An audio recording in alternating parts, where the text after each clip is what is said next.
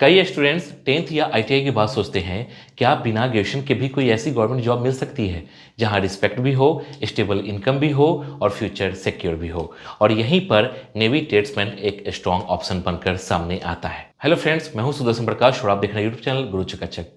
दोस्तों, आज के इस वीडियो में हम डिटेल में समझेंगे नेवी ट्रेड्समैन क्या होता है, एलिजिबिलिटी क्या है, क्वालिफिकेशन कितनी चाहिए, एज लिमिट क्या रहती है, सिलेक्शन प्रोसेस कैसा रहता है, एग्जाम पैटर्न में कितने क्वेश्चंस आते हैं, नेगेटिव मार्किंग कितनी होती है, फिजिकल टेस्ट होता है या नहीं, सैलरी कितनी मिलती है, प्रमोशन कैसे होता है और लास्ट में प्रिपरेशन कैसे करनी चाहिए, ताकि वीडियो के एंड तक आपके पास एक क्लियर रोड मैप हो और कंफ्यूजन बिल्कुल खत्म हो जाए। दोस्तों, सबसे पहले समझ लेते हैं कि नेवी ट्रेड्समैन असल में होता क्या है, क्योंकि यह इंडियन नेवी के अंतर्गत एक सिविलियन पोस्ट होती है। यानी आप नेवी ऑर्गेनाइजेशन का हिस्सा तो बनते हैं लेकिन कॉम्बैट रोल में नहीं जाते। आपकी posting naval dockyard, workshop, repair yard या नेवल बेस में होता है, जहां शिप, इक्विपमेंट और मशीनरी की मेंटेनेंस और रिपेयर का काम किया जाता है। ट्रेड्समैन अलग अलग ट्रेड के अनुसार काम करता है, जैसे electrician, fitter, mechanic, machinist, welder, plumber, carpenter, painter, refrigeration, mechanic या अन्य टेक्निकल फील्ड। अगर आपने आईटीआई किसी रिलेवेंट ट्रेड से किया है तो यह जॉब आपके स्किल के हिसाब से काफ़ी सुटेबल हो सकती है। यही वजह है कि टेक्निकल बैकग्राउंड वाले स्टूडेंट्स के लिए यह वैकेंसी काफ़ी पॉपुलर रहती है।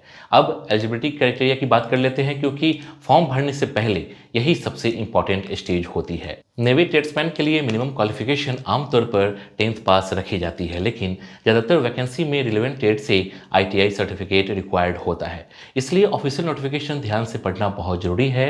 एज लिमिट की बात करूं तो इसमें सामान्य रूप से 18 से 25 साल के बीच रहती है और SC, ST, OBC, ex serviceman जैसे कैटेगरी को गवर्नमेंट रूल के अनुसार एज रिलैक्सेशन भी मिलता है।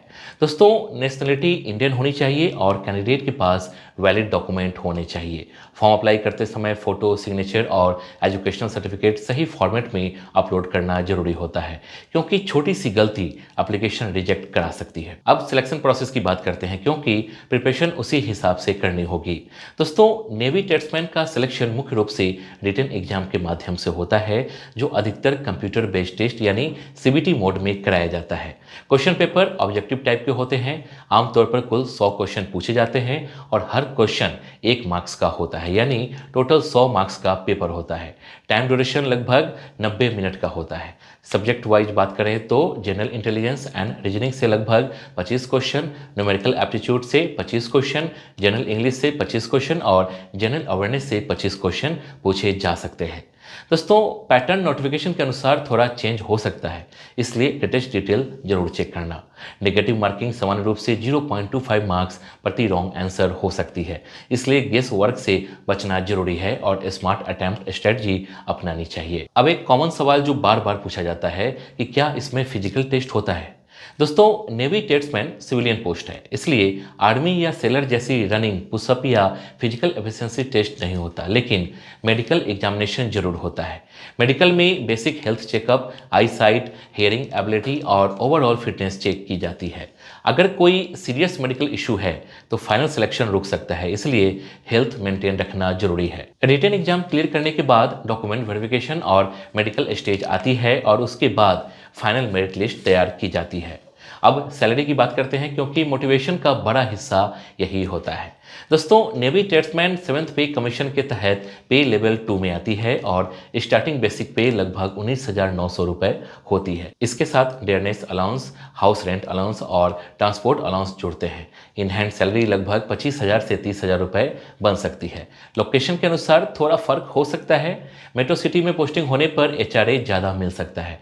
इसके अलावा गवर्नमेंट जॉब होने के कारण medical facility, leave benefit, job security और नेशनल पेंशन सिस्टम के तहत रिटायरमेंट बेनिफिट भी मिलता है। नवल बेस में काम करने का एक्सपीरियंस, डिसिप्लिन और प्रोफेशनल एनवायरनमेंट देता है, जो करियर के लिए फायदेमंद होता है। अब प्रमोशन और करियर ग्रोथ समझ लेते हैं, क्योंकि लॉन्ग टर्म सोचने वाले स्टूडेंट्स के लिए यह पॉइंट इंपॉर्टेंट है। शुरुआत ट्रेड्समैन से होती है।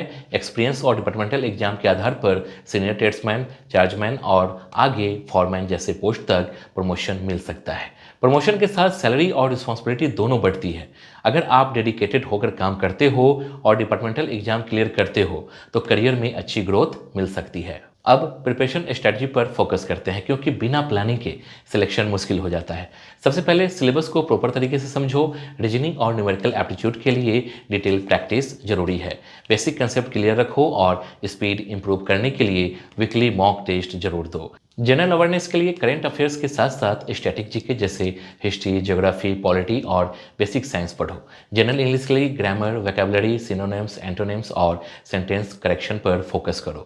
अगर ट्रेड रिलेटेड क्वेश्चन आते हैं तो अपने आईटीआई ट्रेड के बेसिक कंसेप्ट जरूर रिवाइज करो। डेली कम से कम 3 से 4 घंटे फोकस्ड स्टडी और 2 से 3 मंथ की कंसिस्टेंट प्रिपरेशन से सिलेक्शन पॉसिबल है। शॉर्ट नोट्स बनाओ और रिवीजन पर ज़्यादा ध्यान दो। कंपटीशन मॉडरेट से हाई लेवल का हो सकता है क्योंकि सीट लिमिटेड होती है और एप्लीकेंट हजारों में होते हैं, लेकिन सिलेबस ज़्यादा कॉम्प्लिकेटेड नहीं है, इसलिए रेगुलर प्रैक्टिस से क्रैक किया जा सकता है। दोस्तों, गवर्नमेंट जॉब की तैयारी मैराथन की तरह होती है, इसलिए पेशेंस और कंसिस्टेंसी सबसे बड़ी की है। मोबाइल डिस्ट्रैक्शन कम करो, डेली टारगेट सेट करो और मॉक टेस्ट से अपनी परफॉर्मेंस एनालाइज करो। तो दोस्तों, अगर आप 10th पास या आईटीआई के बाद एक स्टेबल, रिस्पेक्टफुल और टेक्निकल गवर्नमेंट जॉब चाहते हो तो नेवी टेट्समैन एक स्ट्रॉन्ग ऑप्शन है। इसमें एंट्री लेवल एक्सेसिबल है और सैलरी डिसेंट है। प्रमोशन पाथ क्लियर है और फ्यूचर सिक्योर है। उम्मीद करता हूं कि अब आपके मन में नेवी टेट्समैन को लेकर कोई कंफ्यूजन नहीं बचा होगा। अगर ये वीडियो आपको यूजफुल लगी हो तो वीडियो को लाइक जरूर करना, चैनल को सब्सक्राइब करना और कमेंट में बताना कि अगला टॉपिक किस जॉब पर चाहिए। मिलते हैं अगली वीडियो में एक नए टॉपिक के साथ। जय हिंद।